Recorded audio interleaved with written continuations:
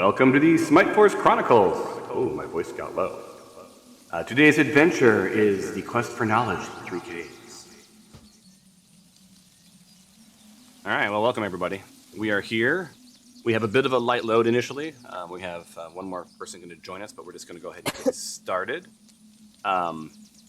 When you guys last met, you had solved the mystery of the lighthouse and had established that that Grim had killed Egan, and this angered a ghost that had, that like lives in the lighthouse, and this ghost put out the lighthouse until you solved the crime. And with Grim's confession, all is good. So yay.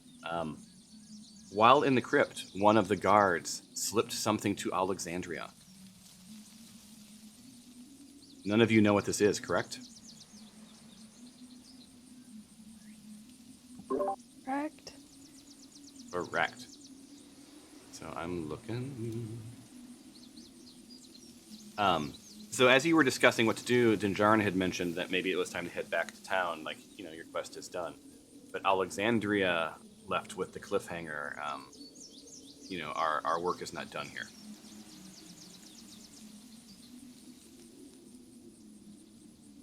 So, you're all sitting around this table, your bellies are full, you've had scones, you've had coffee or tea or whatever floats your boat, various breads, butters, jams, and jellies. In general, it's a pretty good day. It's a nice change from the damp Jade Temple experience that you guys had just come from. You're all healed up, and while sleeping, you were all leveled.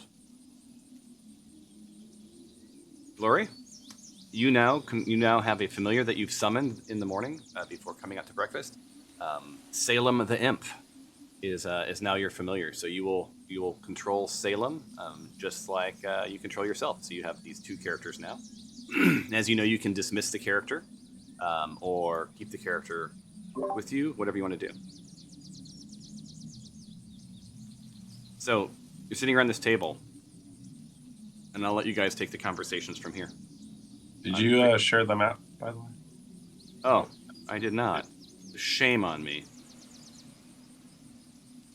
Guys, I would like to all introduce you to my little friend. So everyone say hello to my little friend. His name is Salem. He's going to be joining us on our quests here on out. Would you like something to eat, Salem? And and Salem, Salem sort of looks at you with this glimmer in his eye, and asks, like, one of these people? Oh God, no. No, these people are our friends until otherwise stated. And he looks dejected a little bit. I reach my finger out and do like a Gucci, oh, so cute, look at that little guy. And behind Dinjarin, Salem sees my head nod just a little bit so that he can take a big chomp out of his finger. All right. So then I need you to roll. So I need you to roll an attack from Imp onto Dinjarin. Oh, okay. Gonna have to be a very high number. Just to let you know, I have a very high armor class. So go down in your Imp, go down to actions, and where it says melee attack. Right. Just drag that onto Dinjarin. Oh, I see. Okay. Wait, hold on. I'm still learning this, so bear with me. You literally drag the words where it says melee weapon attack +5 to hit. You drag that. Just drag it onto my character. Onto his character. You can either do the character sheet or the map, whichever one you want. I hear the words that you're saying, but I do not. So do you have you have Salem the Imp open? Yes. And you're on the main tab. Scroll down to where it says actions, and it says bite in beast form, right? Sting, bite in beast form. You see that? No. Oh. Okay, yeah. And see where it says melee attack +5 to hit? No. Right below that, it doesn't say that. It's oh, I see. Okay, it's like literally It's these words. tiny ass words. Well, I thought Yeah. it would be like a header or something. Okay. No. And then on Dinjarin. Yep. Right? You're asking too much from Fantasy Ground. I am asking too much of myself right now. Wow, he actually hit. So he hits, yeah. So an imp has a +5, Dinjarin. All right. So now, Dinjarin, which hand was it? Primary or secondary? I should have asked you that before we did this. Huh? I guess it was my secondary. Good choice. Yeah. All right. So roll. We're gonna roll a 20-sided dice. All right. Me or no? She is. Okay. And here's how it goes. If it's a 10 or lower, Dinjarin just gets a little nip. If it's 11 or above, Dinjarin loses a finger. Oh God.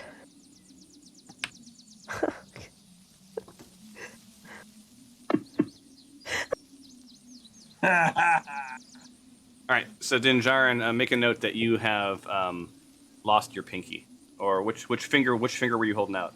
I'm assuming for Glory it might have been the middle finger, but well, I was doing like the baby like oh Gucci goo, so it would be my pointer finger because I was kind of like cute little guy. All right, so Glory, this imp has Dinjarin's finger in its mouth, and sort of looks at you like, is this what you're after? Yeah. Good for you. I give it a nod.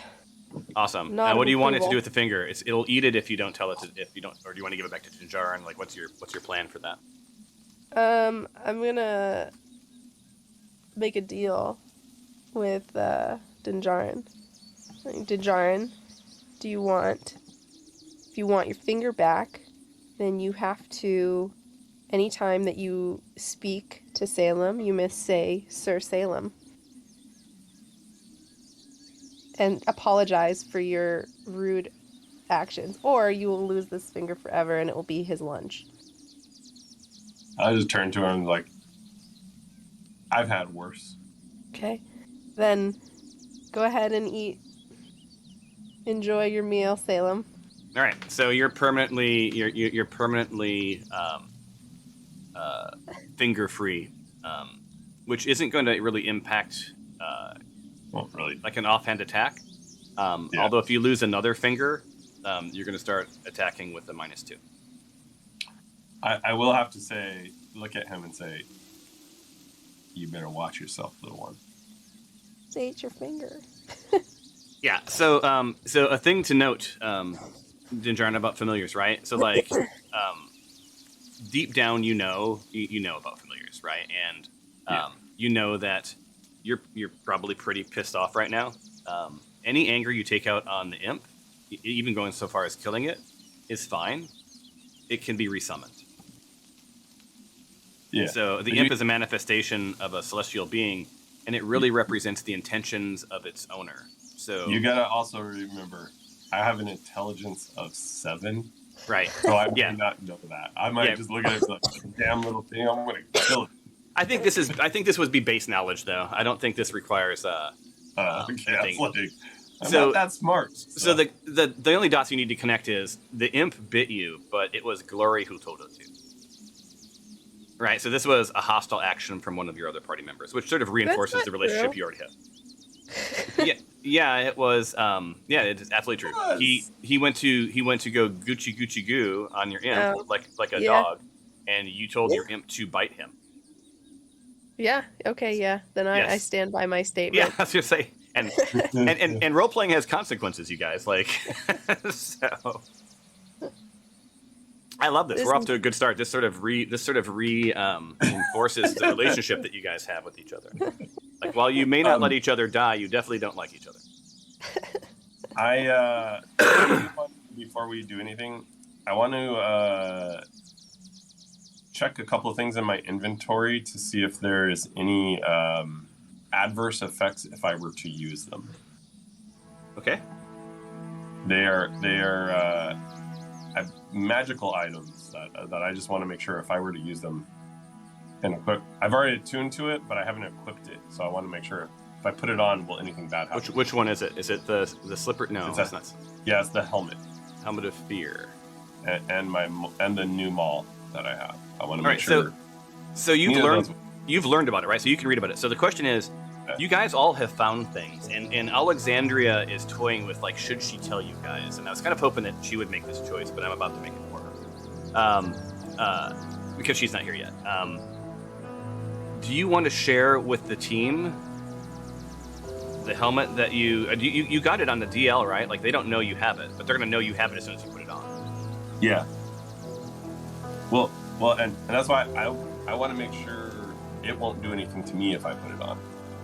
I know what it does. Yeah, you're already attuned to it. You've already studied it, and it will not do anything to you. Do you want to share with the team what it does? Oh, I think if I'm reading this correctly, they'll know once I put it on. Oh no, it's hostile creatures. It's for hostile creatures, yeah. Yeah. So I got a helmet that basically makes any hostile creatures afraid of me within 20 feet. Yeah. And I'm putting it on right now. All right. So then, if you're going to share that, then I will share this. How do I? It's not equipping it. Which means that my imp would not be affected by this because I am not hostile. Yeah, you're not hostile. Although I think if you do too much more to each other, at some point you guys move from friend to neutral to hostile. To frenemies. Yeah. So here you go. Vomit's Realm of the Endless Maze. Oh, they cleaned up the chat windows. They're a lot prettier. So this. I'm going to go into narrator mode. Does that sound good? Let's try it. Get a little fancy pants here. Okay, I'm muting because there's a lot of noise in my. Baphomet's Realm of the Endless Maze is the 600th layer of the Abyss, supposedly infinite in size. Baphomet's helmet gives those within 20 feet a little taste of the fear that one might expect if lost within this maze. There you go. So, pretty cool. It's a pretty cool helmet. And it's not lost on you, Glory, that this is Baphomet's helmet.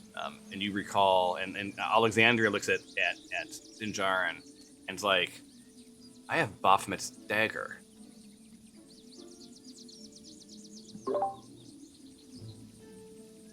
Seems like there might be a set here.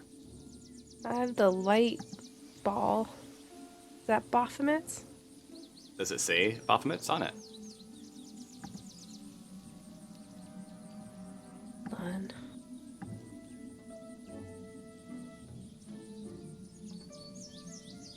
Just go on without me. Let me figure this out. Yeah, I think you have a...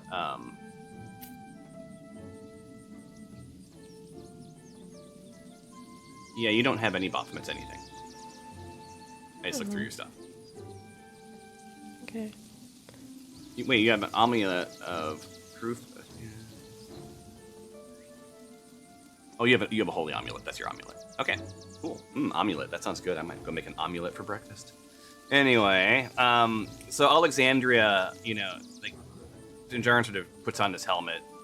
Looks kind of badass. And did you share a picture for anyone? You're muted still, by the way. Every time I try to look at the picture, I get the module not loaded for some reason. Oh, hold on. Baphomet, Helmet of Fear.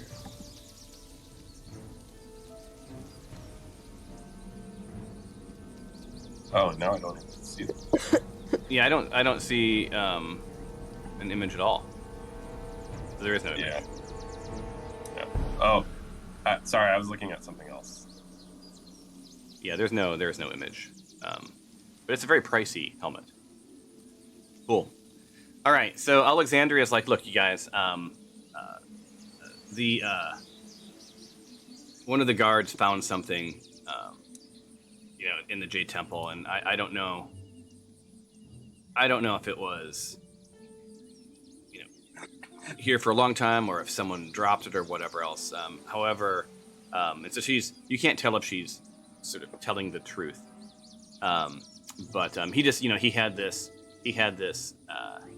parchment and asked me to do something.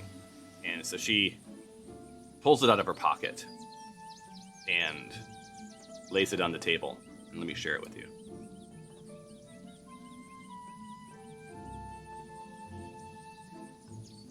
So it's just this sort of old parchment with a bunch of writing on it. And immediately, Tyros looks at Alexandria, and he's like, that sketch in the upper right. We've been there. We've seen this. Like this is familiar.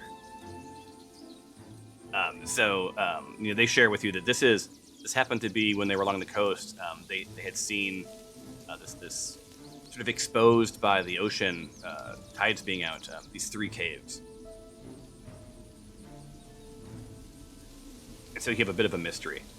And as you're reading some of the information, seems to be some sort of a parchment with some writing and images or symbols written on it. And the ancient text, I think, to you guys is unreadable, but the good news is someone has translated at least some of it, scribbled some of these, some things. And so what you see sort of written above the symbols is, when tides are out, the past in sight, choose your path from left to right, where right is wrong and left is right, and middle paths may lead to fights.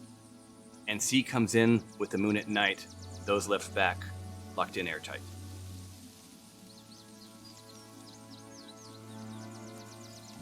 Okay, so we take the left tunnel at dawn. Yep, could be. So, in addition to some of these translations, someone seems to have sort of carelessly written some notes, like I said, around the parchment. Honestly, any preservation society would be outraged. But it's clear that preserving history was not the intent of this person. They were after something. So whoever wrote these notes, it's not clear if this is the work of many or of one, but written along the edges are modify or mystify or mutilate, 5 orbs, trigger maybe, and seawater, plain seawater, can it be? And the key is no key. What is it? Pierces the lock. Must be, must match something, but what? Symbols. And the rest of the parchment is kind of unreadable, with the exception of some sort of an embellishment or a stamp of some sort, and a symbol of a dragon, which is BCOTD. And the rest of it's unreadable. Now, do you remember the name of that group who was trying to buy the dragon egg? Remember there was that Black coats? Close. Alexandria is like, I've seen this before.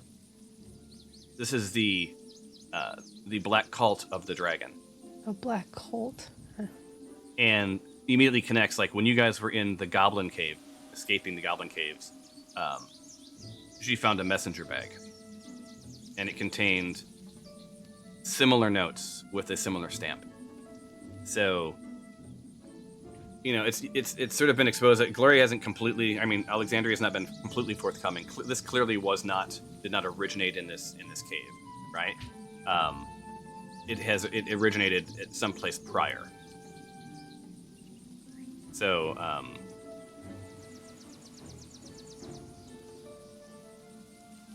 it's up now. You guys have everything that you need to investigate, ask questions, potentially asking Alexandria more if you want more information, or you want to get to the bottom of it. But it is what it is. And I think Tyros would say, I think that this is calling us back to the 3 caves. What time of day is it? It, ironically, scones, jam, coffee, tea. It is dawn. So the way I read this is the sea comes back in with the moon at night, and those left back locked in airtight. So to me, it sounds like we have to go in before the moon is up. Otherwise, we get stuck in these caves and in this thing, because the water will come in and basically drown us. Wait. At least those of us who can't breathe underwater. So, Curtis, roll a nature check. Yay, we're rolling dice. I'm excited. Oh, if that's an intelligence thing, I'm probably screwed. No, it's nature. I don't know that it is intelligence. Yeah, nature is based off of intelligence. Is it? Yeah, because I have a -2. Well, the good news is you got a 14, which is good enough. So you're not a dullard. You're just not the brightest bulb in the bunch, right? Your candle burns more dimly than the others.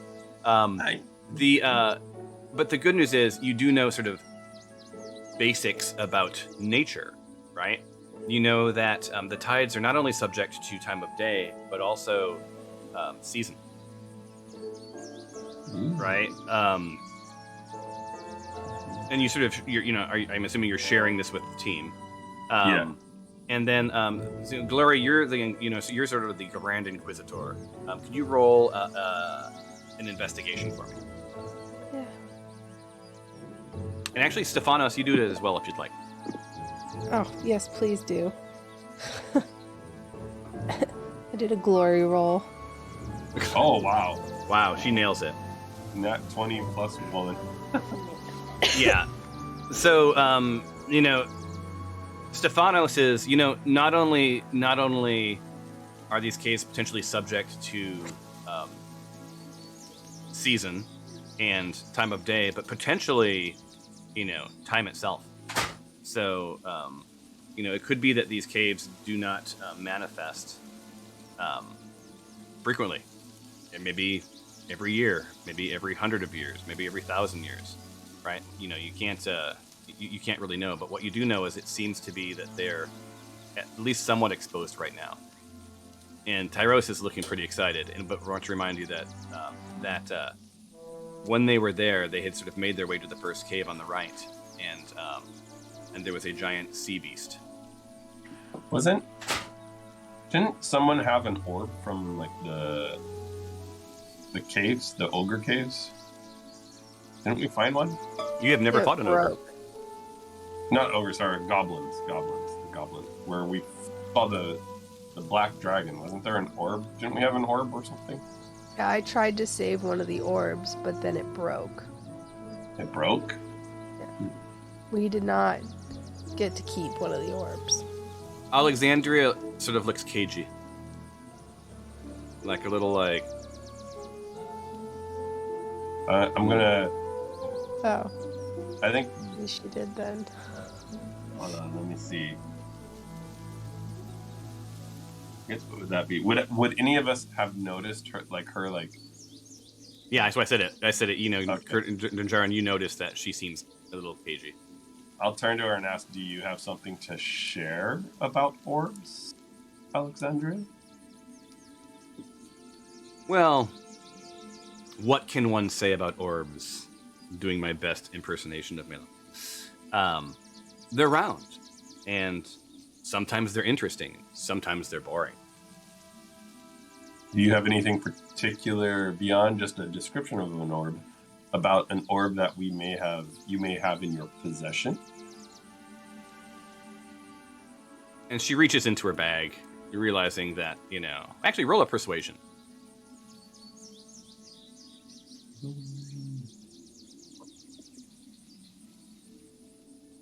Thank God I have a +7. Yeah, so you got lucky on that one. She's like, look, you remember when we were in the Goblin Caves and I found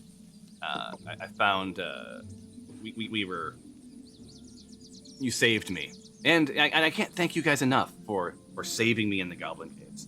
It was I truly thought I might have been done for. But one of the things I did do is I did lift an orb that seems to be part of this sort of forbidden knowledge that, if I'm sort of reading my studies properly, I've kept this thing wrapped up in my common clothes that I rarely wear, being a bird, and just to protect it, because this is, I think, part of the key to the summoning ritual. Hmm. So you guys, you guys know that she has a note from the Black Dragon cult, which she also pulls out and sort of reminds you that it was from Captain Jigglebelly, right? And just to sort of refresh you guys, she reads this note. Like, this is the note that I found. It says, now that the mages have prepared the temple for our latest summoning, we've taken the appropriate artifacts in the notebook of symbols back to our headquarters. We've left Bahamut's orb per the shaman's request. We will collect it later. If you find anyone snooping around, kill them, but merely maim the assumed leader. Hold them and send for us. We will deal with them. And she, looks up and she's like, no one survived us. So, they should be unaware of that we have any of this. Ensure the mage destroy the parchment of summoning after the ritual. If we find otherwise, we will end them. And then you, do not cross us.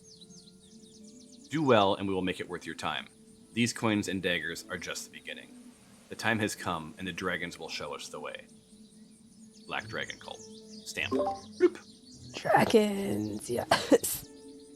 And along with that, she reminds you that she also has Baphomet's Dragon of or Dagger of Venom, which you know about because she pulls that thing out every time she attacks. Hey, I got a question here. This note kind of sparks some memories in me that it didn't Glory have like from that adventure, wasn't she able to control like some of the monsters and stuff? Mm-hmm. Like is that still active with you, Glory? Like, do you still have that power to control? I tried some of the green stuff on my tongue, and so now I have crazy visions. But I want to summon a dragon, but every time I try to summon a dragon, everyone's like, that's not a good idea. But I think we have everything to do that. I haven't put the pieces together because each person has a different piece of the puzzle, but no one's committed to like coming together and doing it. Well, I'm just thinking of because I remember you ended up controlling something other than a dragon. So if we go down to where I never controlled anything. Oh, I thought you controlled something else, if I remember. No, she just had glimpses of things. Right? I wonder if the things. Then I wonder if you can control other things because of those glimpses. Because I wonder if we go down to where those the places that Tyros and Alexandria saw, like that ocean thing. I wonder if you could control that and just have it let us go in. My visions have been more like being able to see or feel some other beings, like see their perspective or like feel what they're feeling. But there's never been an instance where it's been like all of a sudden I have like I can move the arm or something like that. So it's never gone that far. But not that I'm not willing to try, but I do think that there's like some sort of summoning thing that we can do for dragons, which I still want to do. So with that, Tyros, like, let's make our way to the coast. And do you all agree? Yes. Yeah. All right. I have to head out now, by the way. Well, let me load the map for you, and then you could be gone, my friend. Let me load you first. Do you want me to leave all my stuff open? Well, it depends on what the rest of the party wants to do. Here's everybody. Yeah, I'll just leave my stuff going so that you guys can control me if you need to or something. Alrighty. There we go. That sounds great. 1, 2, 3, 4. Did I get Alexandria? Yeah. So there you go. So you should be able to see the map. So this is what we're talking about, right? There's a bunch of mist, and you're here. So Curtis, you need to roll. Yep. I think these guys will probably just do a little bit of discovering. Doesn't look like Melan's going to join us or whatever. And then we'll pick up the next time. I don't think we're going to play much longer. But you guys at least did unwind that tale, from breakfast, right? There's something bigger here. And from where you guys sit in the map, can you see? You can't see down past the edge of the cliff, correct? No, yeah. Where the ocean, I would suspect the ocean is all black. Perfect. Yes, because you aren't. But you also don't have everybody on. Like Glory's not here, and Tyros is not on the map. I miss Glory. Here's Glory. So. And Tyros. Thank you. I did not realize I hadn't done that. All I shall see you guys later. All right, man. Take care. All right. So the other two of you, so you're on this coast, right? And let me give you a little bit of narrative. Thorn Island is this blend of harsh coastal cliffs and beauty, sandy beaches. The mist makes it tough to see clearly. However, your footing is solid enough, and given the slight path which you find yourself, or given the slight path to which you find yourself, can't even read my own narrative. To the north is the inner island. To the south are the cliffs meeting the sea. You can't really make out what's below without getting a bit closer to the edge. And Tyros is reminding you, he's like, first one that would move. He's like, there's a ladder over here somewhere. And as he approaches, it unlocks your viewport. So there you are. So you now should be able to make your way over, and I'll just bunch you up, and then we'll decide what you guys want to do.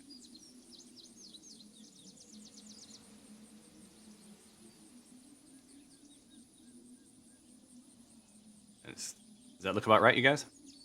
So what you guys see is that these cliffs seem too steep to climb, but as luck would have it, Tyros has led you to what seems to be a series of ladders, opening to a path to the sea below. The tides are out, so the water seems shallow enough to traverse, maybe knee depth at its deepest points. You see areas of beach from time to time, but when the tides come in, they'll clearly be underwater. Right? And along the cliffs, you see what appear to be 3 statues carved into the walls, each towering above an opening. Look at all these typos. These seem far older than the keep itself that you guys just came from, and you wonder if you've discovered some ancient pathways, right? And that parchment would lead you to believe that you have. There seems to be an abandoned ship washed up on the shore. Well, it's kind of. It's washed up as the shore as it can get. There's not really much of a shore. It's unclear if that thing is seaworthy or not. So, what are you guys thinking? Well, it says to the left. Yeah. Which left? I think Or it says to the left. Where does it say to the left? Come left to right. Oh, you're talking about the parchment. Yeah, you guys still have access to that, right? Yeah, and left is right.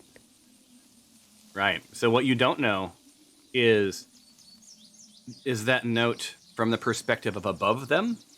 Right. Right. Or below?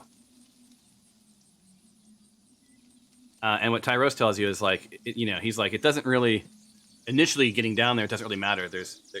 Alexander and I were here. There's no way to get down other than these ladders. And the final ladder takes you out just to the left of, or just to the west of the,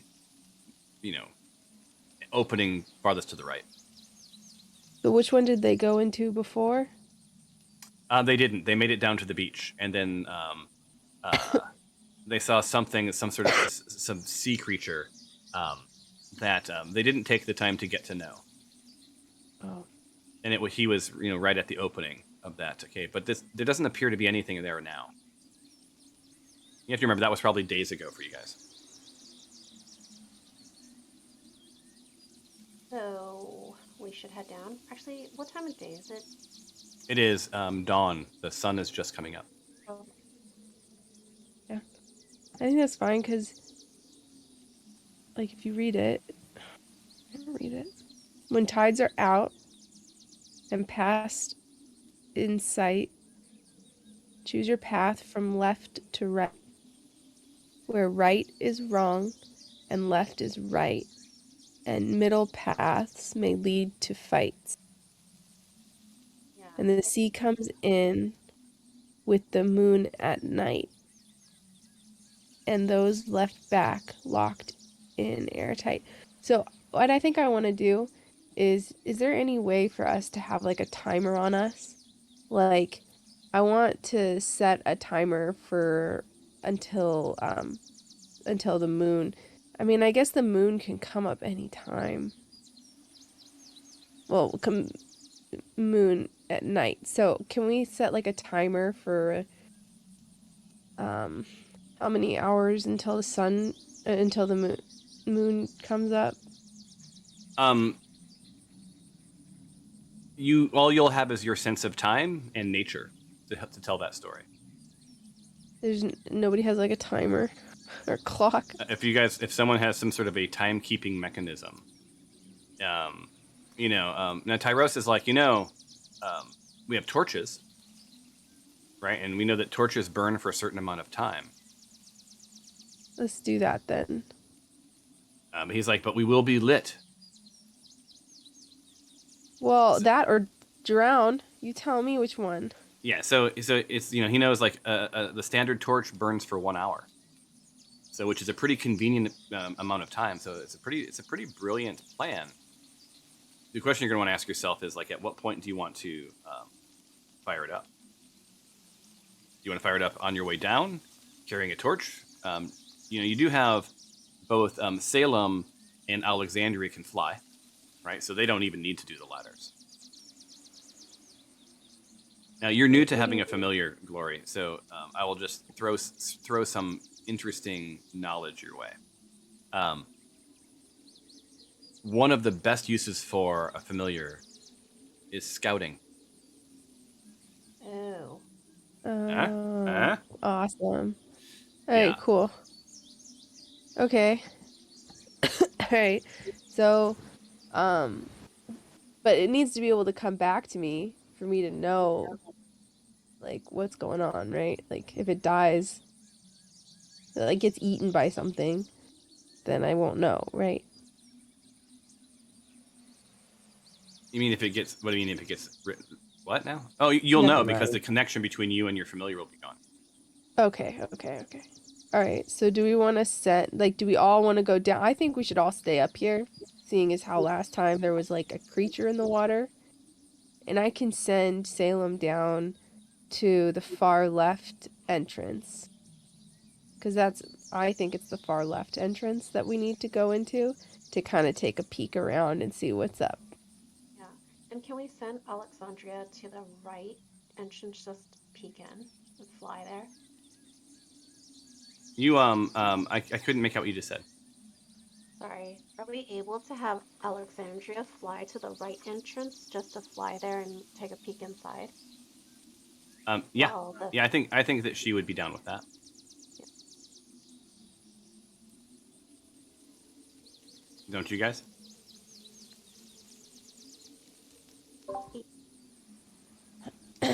So if that is the case, why can't I open this up?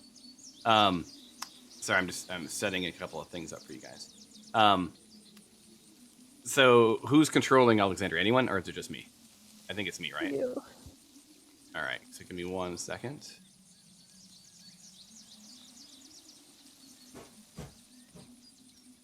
Let me load this note. And there we go. Awesome. Okay, so Alexandria, I think, would fly. She remembers where she saw the beast, or the creature last time. So I think her tack would be to sort of take and make her way to sort of hovering right around here. So she's not going to yell back to you guys. So she's investigating. And the good news is, I don't have to tell you guys what she sees because you wouldn't know. And she's not here to hear it in person, so I'm playing Alexandria and sort of know what she sees. And you just sort of see her sort of hovering. Do you want to do anything with your imp? Yes. All right, what are you doing with your I imp? want to send Salem to the far left. My looking down left. Mm-hmm. Cave. Past the boat.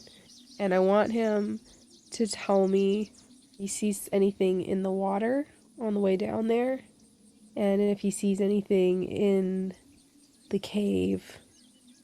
Kind of like do like a little scout, and kind of anything that piques interest to bring it back to us. Yeah, so I think once he gets past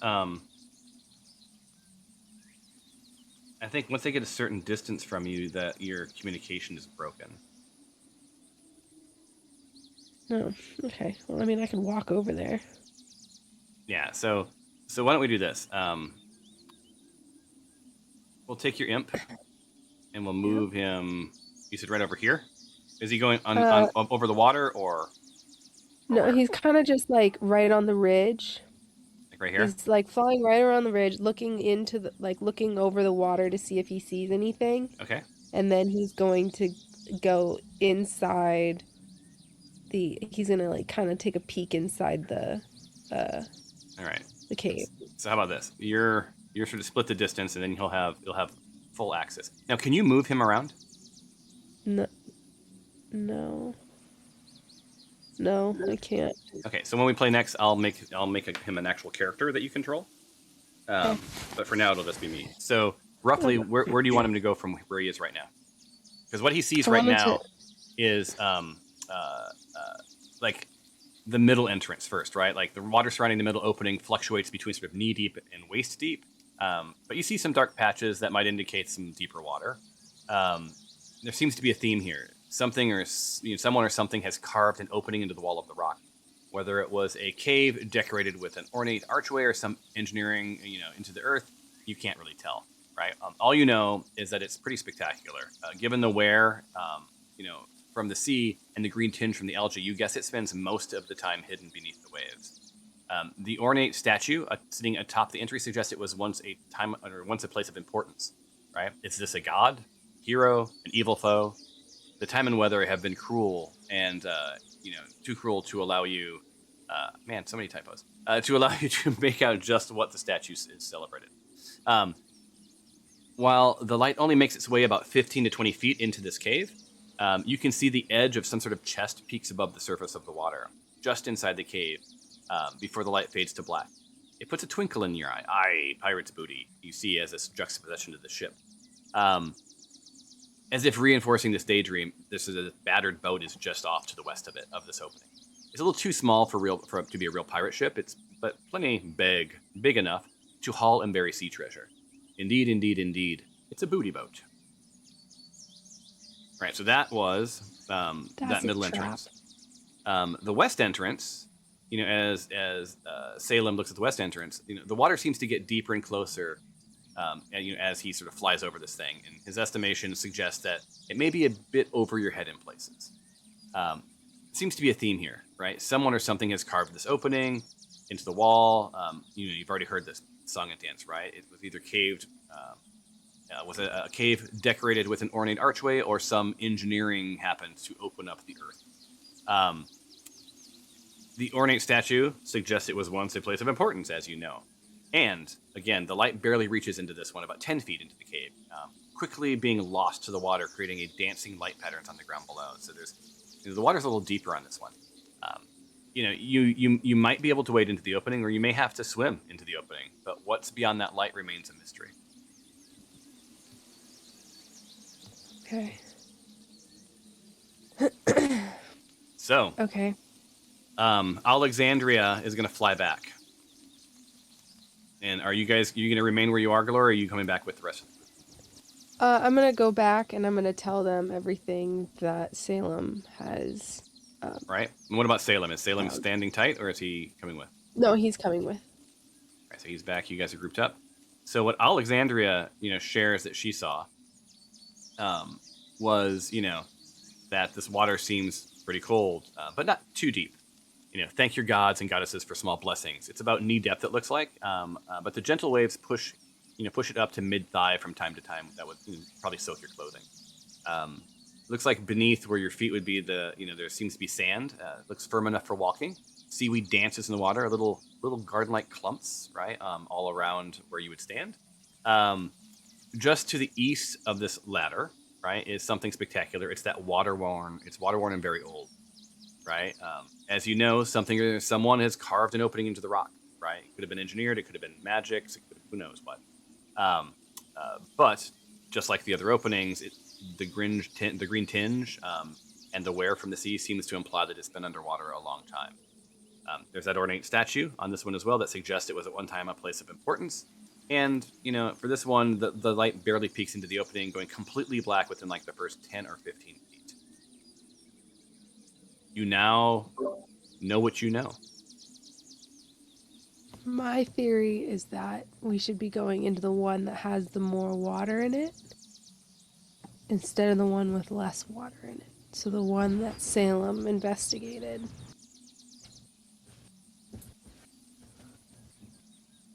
Stefanos, do you have a point of view on that? Yeah, I would go to the one on the left. I also was curious about actually the boat or the ship. That's a trap, yo. That's a straight up trap. So, I wonder if we can use it in any way. What's that?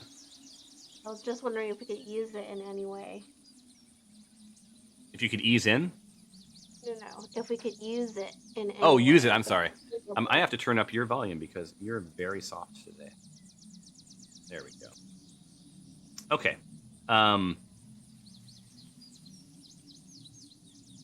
There we go. Potentially, you'd have to. I think you need to get closer to the boat to investigate it, or send someone to investigate. Little Salem there. He was pretty high up in the air. He was just sort of giving you an overview of what. I should ask you the gender of your imp. Is it a boy or a girl, or is it nondescript, or whatever gender you would like to apply to it? It is a nondescript gender, but is fine with going by he. Okay, cool. Never thought I'd have to use pronouns in D&D, but I find it's uncomfortable not knowing how to refer to a thing. All right, so I will do he or it, depending on the scenario. It doesn't like being called it. Ooh. He, yeah. Then he it is. It is not an it. From where I sit, you're all it's. He, him, they. Yeah. Okay, so, yeah, so you could send Salem for a closer look if you guys wanted to. Would you mind if he just checked the boat to see if it was, or the ship to see if it was usable?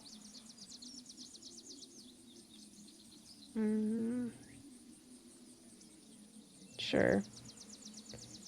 I want to know if there's anything that Salem can get out of this, if he does, because he's risking his life a lot for this team, and he's only gotten a finger.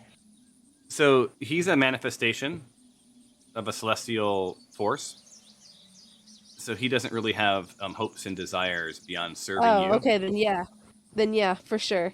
Because I thought I had to deal with somebody else's emotions. I was like, this was a bad idea.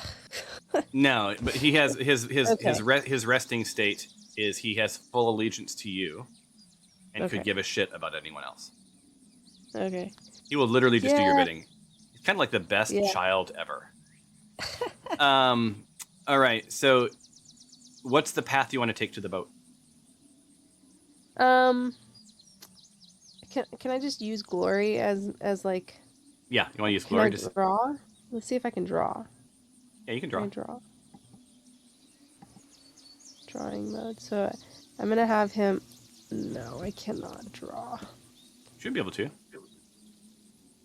I have the drawing tool, but do I have to click something and then? It keeps moving the map instead of drawing. You have to left click to do it.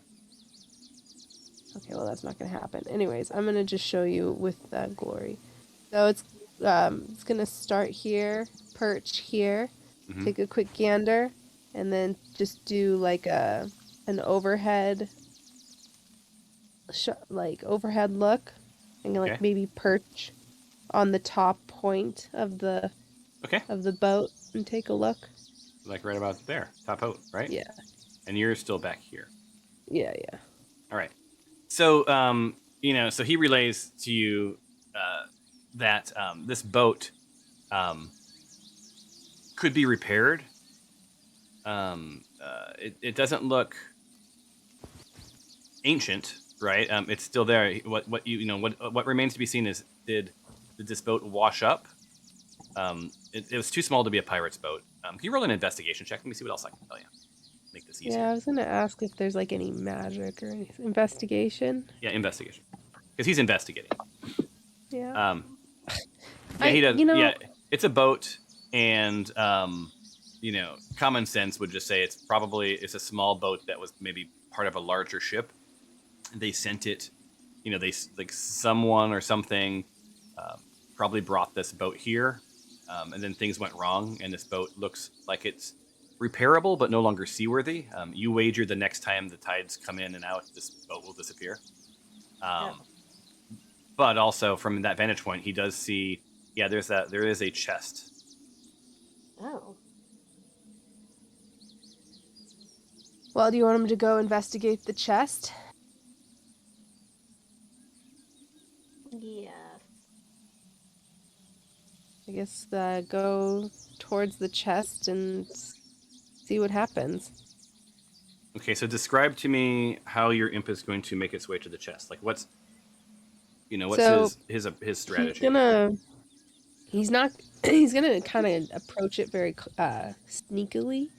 So right now he's on the top perch, right? Mm-hmm. So he's gonna go to the next perch down, make sure he's finding solid footing on the things that he's perching on, and just slowly, like stair steps, going down down to it. And all the while he's kind of being very aware of his surroundings and his like smells and like change of temperature, air flow, and all of that. Okay. Okay, so and is he doing this with stealth? Yes. Lots of stealth. Okay. 1 second. Bloop, bloop. I'll be right with you. I'm adding some stuff here.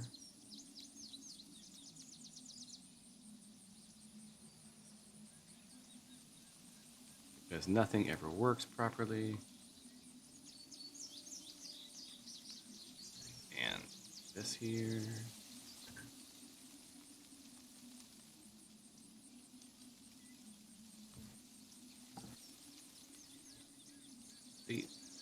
Oops, I didn't mean to share that. Did I share something with you guys accidentally? No. Okay, good.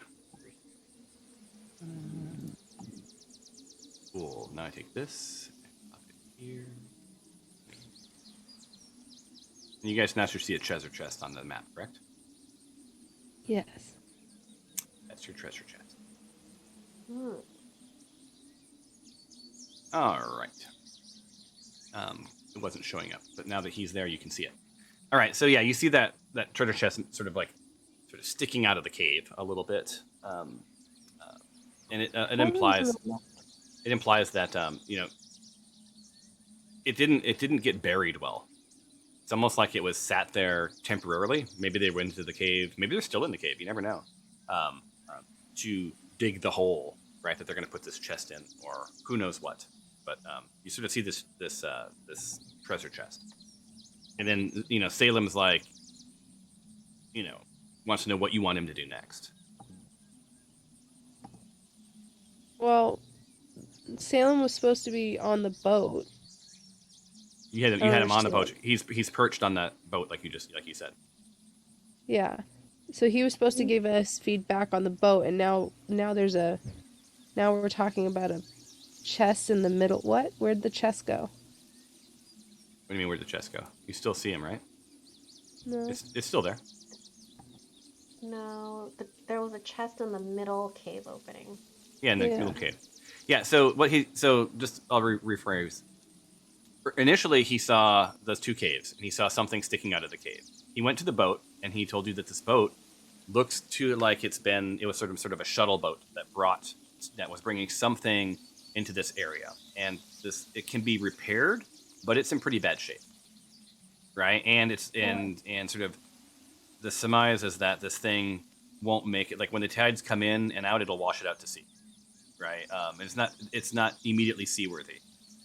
Further, from where he was sitting, he got a better look at the chest that was sticking out of the cave, and gave you that feedback just now that there's this chest over there, right? because he's going to share what he sees, right? You said specifically about the boat, but he's also sort of the stuff that's sort of a juxtaposition around it. He gave you that sort of feedback. You don't see any. Yeah, 1 second. One thing. Sure thing. Milana's joining right now. So, he's sort of giving you a lay of the land. You don't see any footprints leading from the boat to the chest because it's water, and there's no way they could survive the waves. You don't know if whatever put the chest there came from the boat. If they're related, they're unrelated. You don't know if they're in the cave or not in the cave. You don't know why the chest is there, but it's just a chest, right? And Gloria, you think it might be a trap. Yeah, because if anything, we shouldn't even be looking at the middle one, because when the tides are out and past in sight, choose your path from left to right, where right is wrong and left is right, and middle paths may lead to fights. And the sea comes in with the moon at night, and those left back locked in airtight. So the middle one we're going to be fighting, but the left one is the right one. Yeah, we're going to avoid the middle. Unless somebody wants the booty, but I think it's a trap. No, I think we should just pick either the left one or the right one. Yeah, let's go left. 50-50. All right, so Tyros has been here before, and he says, hey, there's only one obvious way down for those of us who can't fly, and it's these ladders. I've been on these ladders; they're super solid. There's no risk of going down these ladders. It feels fairly good. He said potentially we could use ropes. Right. It's about, each ladder is roughly 20 to 30 feet. So 20, 40, 60, 80. It's like 100 to 150 feet. So you could tie ropes together and sort of traverse to the last cave with ropes. But he is a little worried that the cliffs look a little jagged. Right. And there may be some risk that, the tension on the ropes rubbing up against those rocks could lead to falling. Unless someone has, 150-foot chain. Alexandria, toys with, could she sort of carry each of you down one by one? And she could probably get away with it for Stephanos. But, maybe Tyros, maybe. But anyone else, that's a lot to ask, right? It would require a series of athletic checks to see if you fall, every 20 feet. And she's like, there's no way in full armor that she could take Dinjarin. So, there's going down these ladders, and you're going to have to, pass in front of the middle one, or try swimming. I'm not swimming. Or, arguably some other plan. I have the boots that can walk on vertical. And the spider boots. Yeah. You do that. Yeah, you have the slippers, right? Yeah. So my plan here, I'm just gonna put mine. My plan is to go over here and then use my boots to go down and walk, not being in the water, but walk on the sides of this tunnel. Okay. That's my plan. And Stephanos, do you have any way to walk down the walls? So are you guys splitting up the party? I would prefer, just because my athletics are not really good, I could probably mosey on further down to this left and ask Alexandria for a solid to fly me to the entrance. Okay.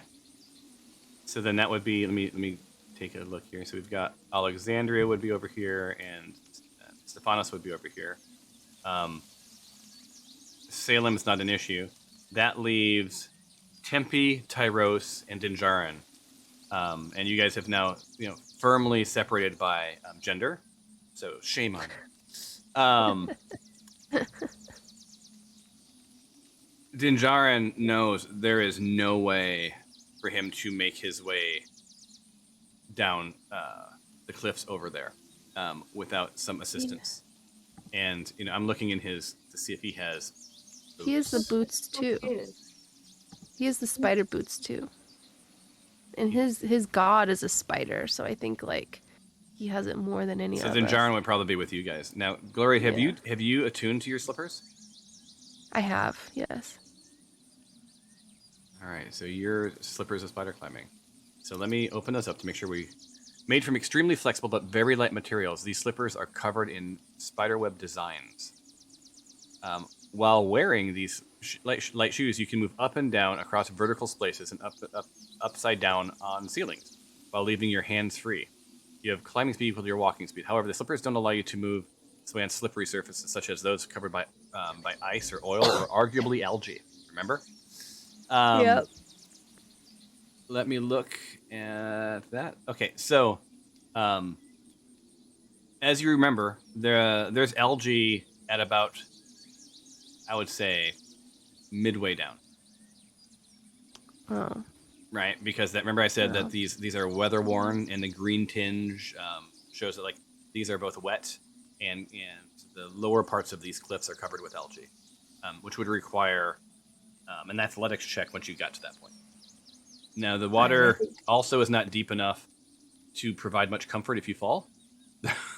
So maybe a reduction by 2 of bludgeoning damage if you happen to fall. But it still might be worth the risk. Tempe and Tyros, on the other hand, let me look at their 2 characters. Do they have...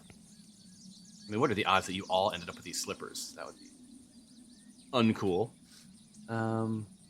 Yeah, Tempe has nothing that will assist him. And Tyros, looking at his inventory.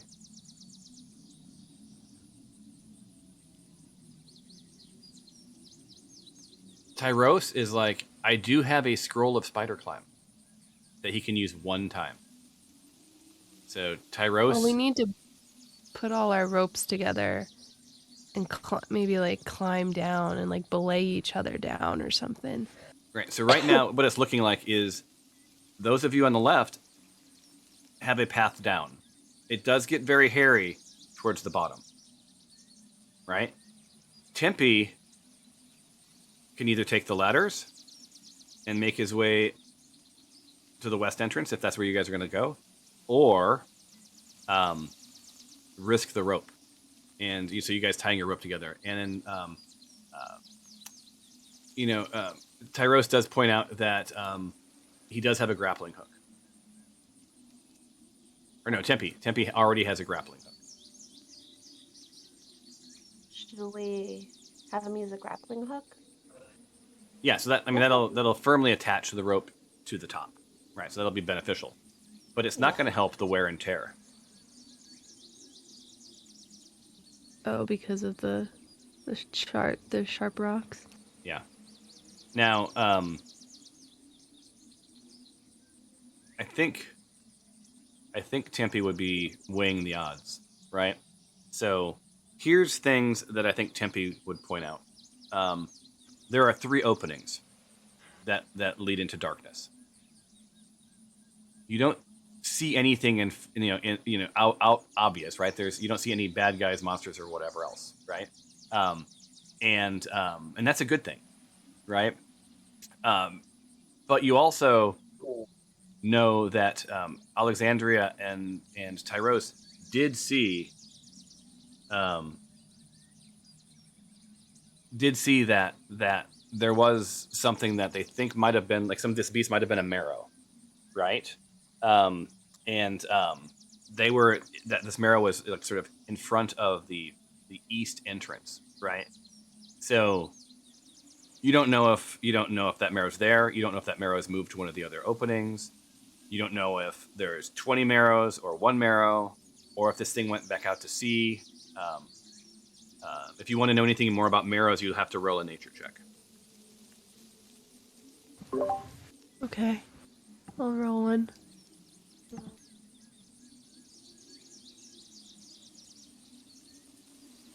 Even though you should never really trust my rolls. Yeah, that's good enough. So you think back and you're like marrows. You know what? Yeah, they tend to haunt coastal waters, right? They play on fisher folk or merfolk or any other edible creature that crosses their path along the coast, right? These are savage monsters, right? And they love to sort of, haul drowned corpses back to their underwater grotto, right? And you think like, could they use one of these caves as an underwater grotto? Potentially, right? You don't know how they became marrows, but you do know that this is sort of an abomination against nature. And they're formidable opponents. You know that collectively the group of you can probably fairly easily take one or two of them in a fight, right? But as soon as it becomes sort of man to man, it's going to be tougher. But you all are feeling pretty badass because you just leveled up. So that's sort of what you know and what you understand. And I think Tempe at this point would probably risk the rope along the cliff before he'd risk going down the ladders and potentially running into one, two, or who knows, right? Like if that middle one's a trap, is he walking by a trap, right? You've said trap about 30 times, Lori. So he might play the odds. And he also points out that maybe having that rope would assist the rest of you, right? Because you have these spider slippers, but if you also had the rope, would the algae be a problem at all? Yeah, let's Agreed. Set up the rope with his All right, so all that Tempe asks is, because he's the only one who's going to rely exclusively on the rope, that he goes first. So if there's any wear and tear, right, he's the only one who has no secondary assistance. That's fine. All right. Where would you like him to go down? Where would you guys think you guys would go down? To the right or to the left? Directly?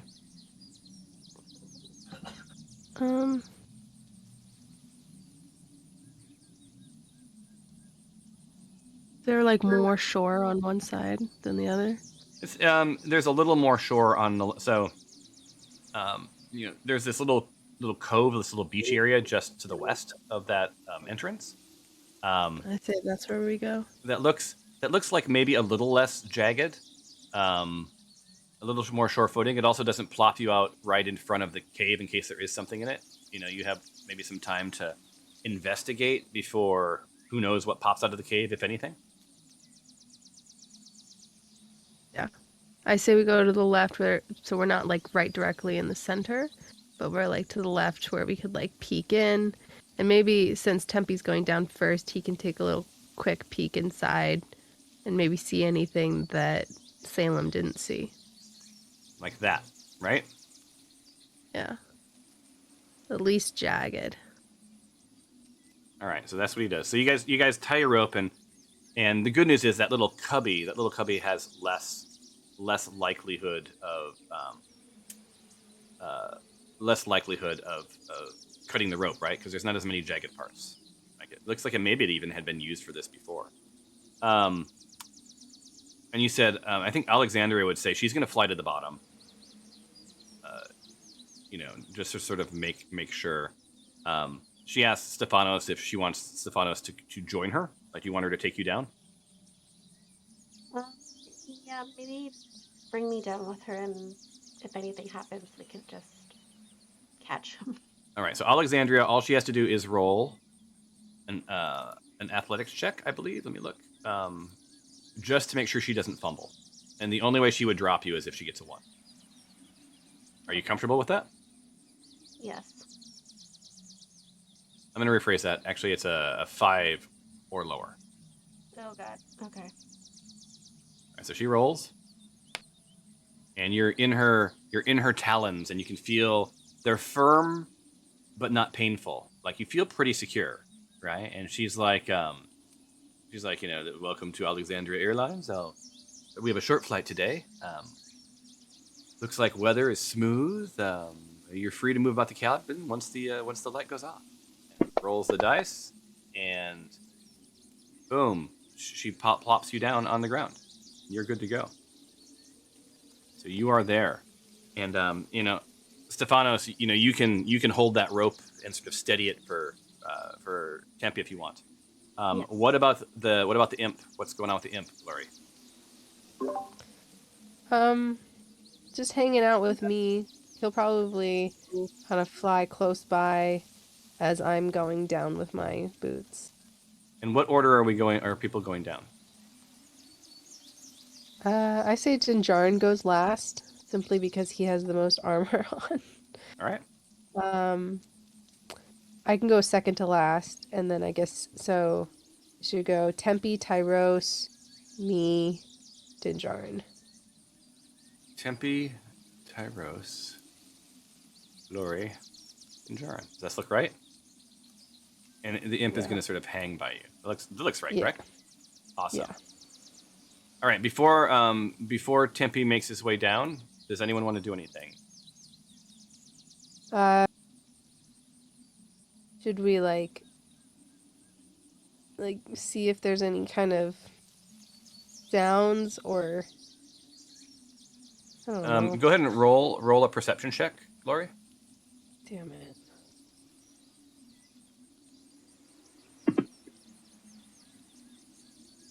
Yeah, you hear birds. You hear coastal, you hear the water.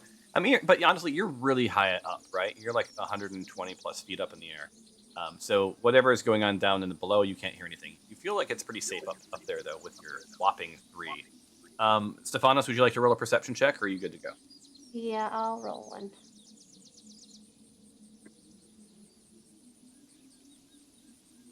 All right.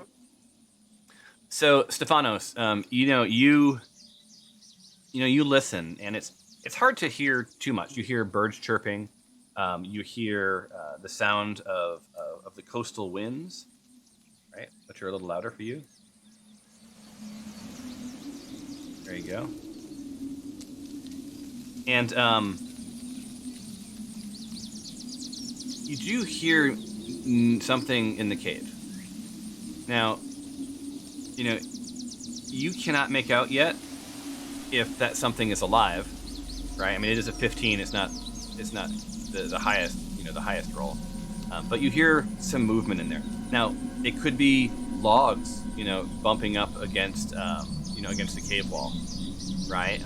It could be a giant creature, right?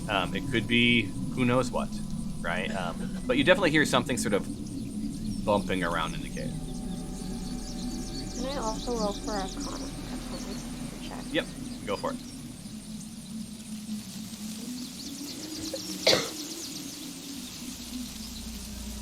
That's a solid Arcana. You're quite a ways from the cave. But you do pick up something is emanating from inside the cave. Like there's something really interesting. You don't get a sense of good or bad. It's just that there's some magic near you. Okay. Do you and before we all go down there, do you and Alexandria want to do like a little investigation of the cave before we all go down, or do you want us to all come with you when you do it? Well, you can't actually ask her that question. She's already at the bottom. Oh. Well, then I send my imp down to... No, I'm just kidding. No, if you want to, you can do that. While you're doing it, I think Tempe is already starting to make his way down. Okay. Well, then let's just all go down. That's fine. Let's do this. Well, I mean, all this stuff is happening in parallel. So, like, if you want to send your imp down, you're welcome to do so. I think Tempe, though... No, okay. I'm going to remove the rope. You guys know where the rope is. All right, so Tempe easily makes it to the algae. and I'm going to roll something in my little dice tower here. And the rope seems solid. Seems like, this rope is solid, right? And he sort of shouts up, I'm halfway. How's the rope looking up top? I think Tyros being next to Nani is like, everything seems solid enough, right? All right, so now from this point on, to make it to the bottom, he's going to have to roll a quick, I believe it is athletics, or is it? One second, I got to look at which skill it is. I always confuse athletics and acrobatics. I think it's acrobatics. Oh no, it's athletics. It literally says slippery cliffs is the very first one. So he's going to do a quick athletics roll. So he's about halfway down, which puts him at about 75 feet above the ground. He's good to go. So traverses a little bit farther, and now he's about 35 feet above the ground. Roll again.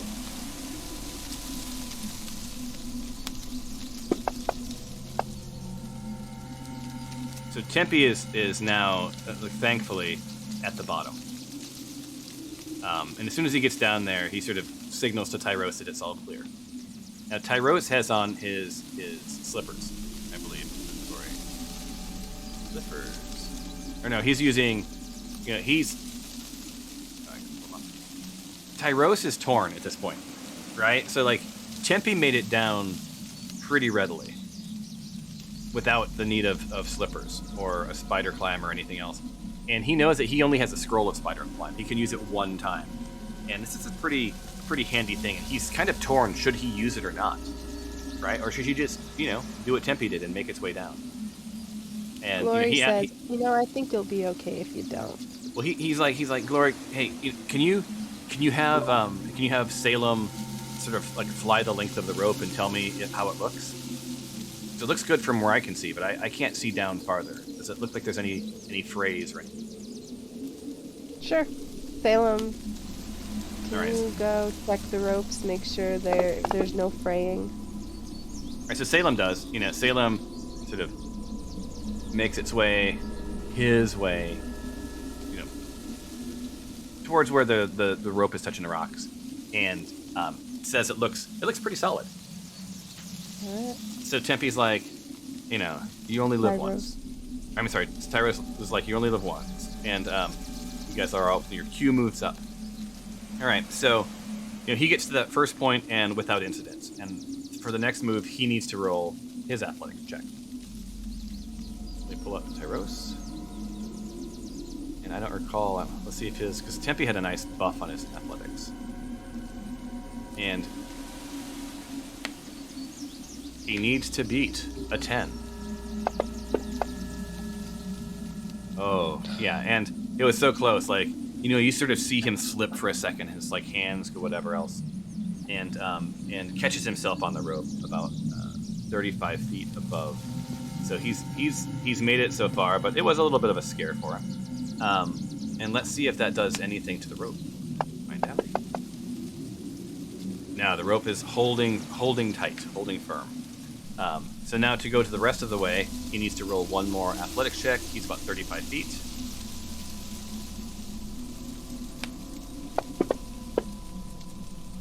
And he makes it without incident. This is kind of a bummer. Nothing exciting to happen.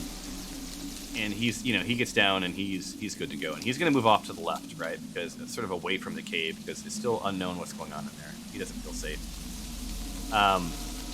Glory, you're up next, right? Yeah. So, two things kind of come to my mind. One is we need to have a quick way out if things go bad fast. So, what's our, I should have asked this earlier. We're going to need to leave the rope there. Yeah, I was going to say, you can leave the rope there, and then these guys will have to climb out, which is the opposite of what just happened. Right. And it is one at a time.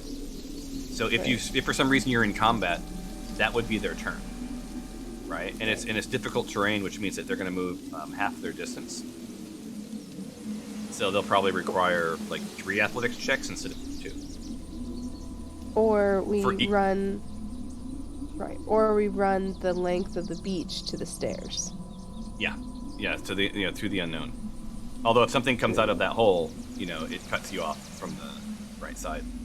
And Tyros sees from the left. It's you can't traverse any farther than a couple of more squares to where he's at, and then it becomes too steep, and the beach completely drops off into dark water. Okay. And before I head down, I put on my my spider slippers. But I turn to Dinjarin and I kind of give him a look up and down, and I say, "You gonna wear that? You gonna wear all that? No, it's water down there. Don't go swimming again." Yeah, and I think Dinjarin knows that wet armor might be better than the unknown. All right, to each their own. Yeah. All right, so I start heading down. Drop off and. All right, so you head down without incident, right? You use the rope. Right. It's all good. Let me see if there's any damage to the rope from you doing it. 1 second. I'm rolling into a dice tower. Again, this is a damn fine piece of climbing equipment. It has remained in perfect shape this entire journey.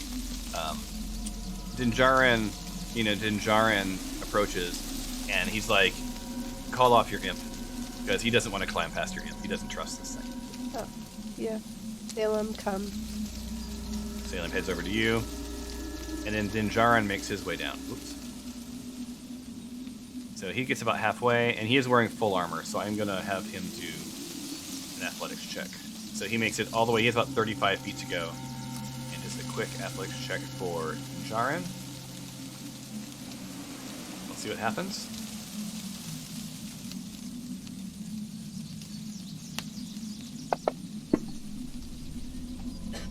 Damn it. No one got hurt. So yeah, he makes it down. Let me see if the rope has been damaged.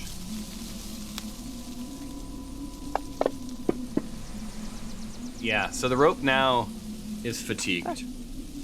I'm gonna draw the rope again. And right about here.